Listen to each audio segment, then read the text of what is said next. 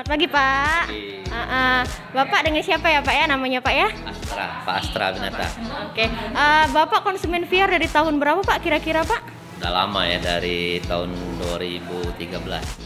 Punya motor VR, punya berapa motor Pak untuk motor VR? Ada dua. Ada dua motor tiga. VR. Keadaan motor Bapak sekarang?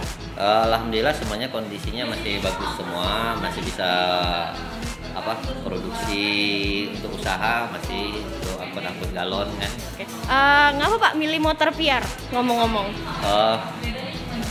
Pertama, bengkel resminya ada, artinya kan kalau untuk perawatan dan servis atau kita butuh alat-alatnya mudah dicari kan. Sudah itu apalagi pelayanan servis lagi. Untuk spare part-nya gimana Pak? Spare part, alhamdulillah apa yang kita butuhkan ada ya, spare part yang kita butuhkan. Satu kata untuk VR. VR maju terus. Oke, terima kasih Pak.